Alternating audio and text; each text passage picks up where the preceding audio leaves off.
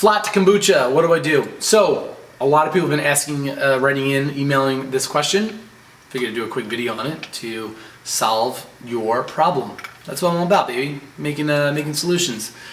So, flat kombucha. Well, if you have flat kombucha, the first question I would ask you is, what is your brewing process after you ferment? So, if you're using a continuous brewing system, your kombucha is fermented, and now what? So if the question is, well, I'm enjoying my kombucha from the spigot and drinking it, I don't have the fizz, an easy solution is continue to enjoy your kombucha from the spigot, right from the tap. That's awesome. And if you want to experiment with bottling your kombucha, that gives you the opportunity to get some fizz going.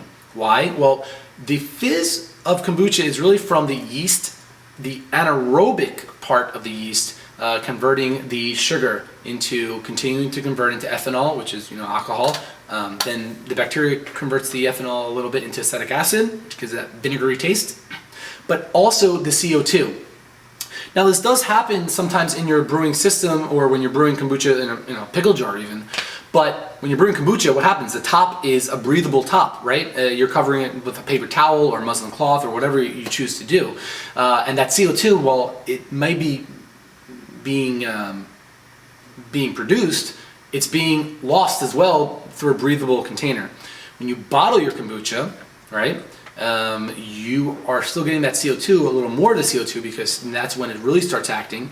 But now the CO2 can't escape because it's bottled, it's topped off. To learn the best ways to bottle your kombucha tea, please check out our other sites, because this is one area that really needs to be we really need to be mindful of doing, because we don't want exploding bottles of kombucha tea. One moment you have a flat kombucha problem, next minute you have an exploding kombucha problem, and we want to be somewhere in the sweet spot.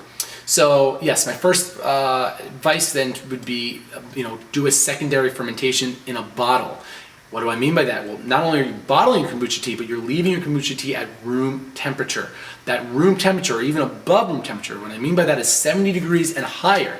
You can't go wrong with 76 degrees either, guys. So, if you live in a warmer climate, great. If you want to use your kombucha heating mat to then use on the bottles, greater. But people that I've spoken to, they say, well, I go to bottle my kombucha tea and still no fizz. I ask them exactly what they're doing, and they say they bottle their kombucha tea and then put it in the refrigerator. All right, when you put something in the refrigerator, especially kombucha, you pretty much now there's a little bit going on, but you're pretty much cutting off the activity of the yeast and the bacteria. So they're not dead, but they're not active anymore. So the yeast isn't continuing to convert that sugar.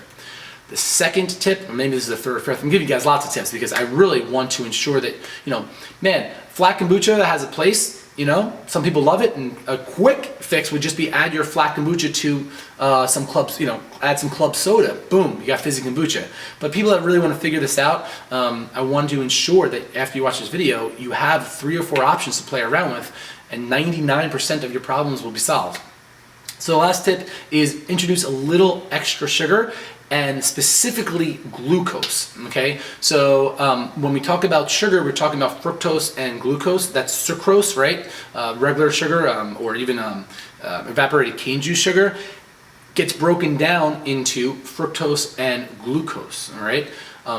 That takes a little time. So what we want to do is we really are interested in the glucose part of the sugar, especially when we talk about fizziness, right? So you could just pick up some dextrose, some glucose, kind of the same thing, and add a little bit. When I mean a little bit, I mean a little bit. I'm talking about 1/8 teaspoon per bottle, per 16-ounce bottle. See what that does.